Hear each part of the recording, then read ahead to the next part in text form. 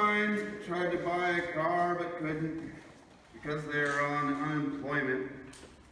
The bank wouldn't let them. What does the bank care about how you spend your money? Not only that, but it seems like right now, of all times, having a car would increase your odds of being able to both find work and do work, especially if you live in the city. I mean,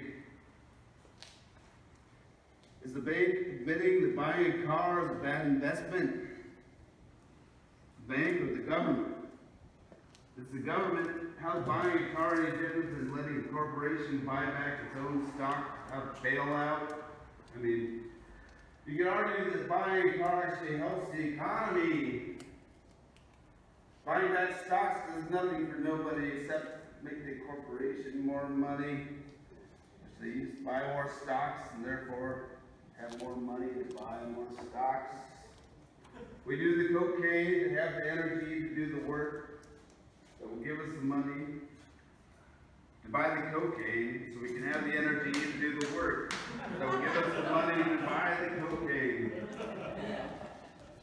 Cheeseburgers for dinner, tater tots, frozen peas, cold water. Jets came over. Took a half order of everything bagels. I lowered them down on a rope in a bag. We need a basket still. Figured out a way to reduce my workload by 800%. Party bagel. I was kneading some dough today and I wasn't paying attention. Accidentally created a giant bagel. Why not? I've never seen a party bagel. Party sub, yes. Party pizza, yes. Bagels at a party, yes.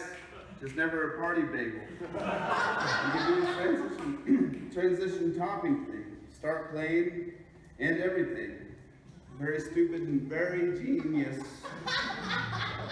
Professor Curley got more toilet paper, 12 rolls.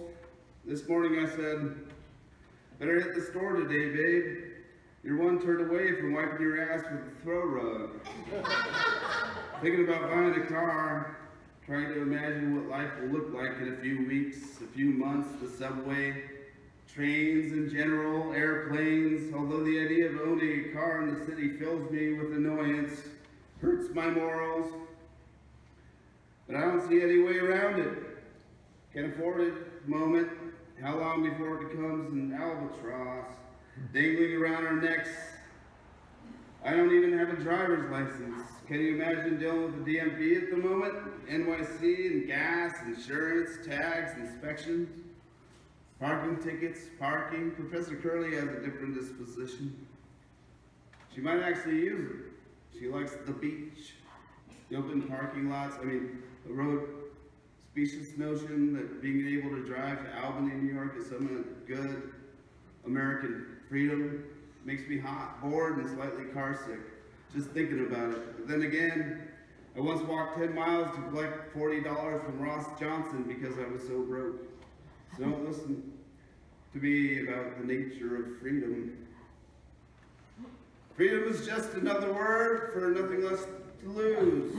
I have nothing to lose, so I answer to no one. Therefore, freedom means answering to no one except roads, traffic, gas companies, tire companies, mechanics, insurance companies, emissions testing, the Department of Motor Vehicles, banks, titles of ownership, big wiper fluid, big transmission fluid, big air, big cassette deck lobby, big map, big seat speed, big smell tree, big spare tire, big jack, big radiator fluid, big car wash, big windshield, speed limits, bad gas, shit food, 1,000 miles of horrible landscape between New York and Wyoming, wheel hunting, driving like a maniac, trying to get California before Skylar ditches his loser ass for somebody from the future.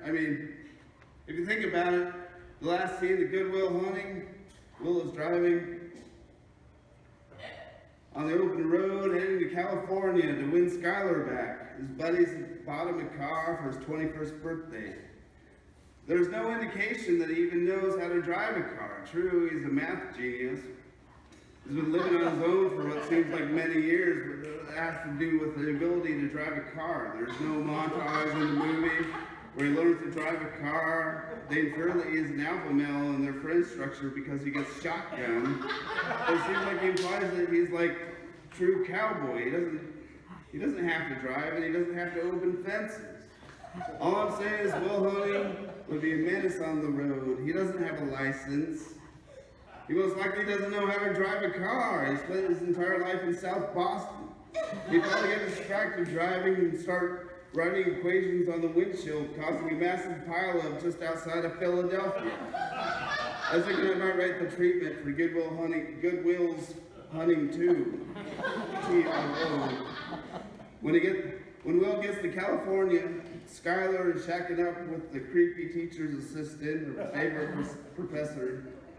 Instead of just meeting Skylar and telling her his story, or telling her he's sorry and he loves her, Will enrolls in college, takes on a secret identity, enrolling in the classes of the teacher's assistant that she is dating. Things get more and more complicated as he gets closer and closer to Skylar's inner circle. At one point, he has to pretend to be Asian, then a Pakistani woman, then an African prince, yellow face and brown face, and freckles and black face. Finally, everything blows up in his face at a fancy party the dean of the school is hosting. Skylar finally recognizes him as a Mexican server, and they run off to Caltech, where Will invents a motorcycle that is so fast he wins the Daytona 500. I can change my identity, but I can't change my feelings underneath.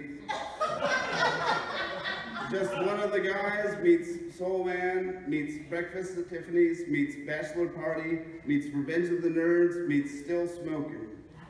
It's like a party bagel on weed.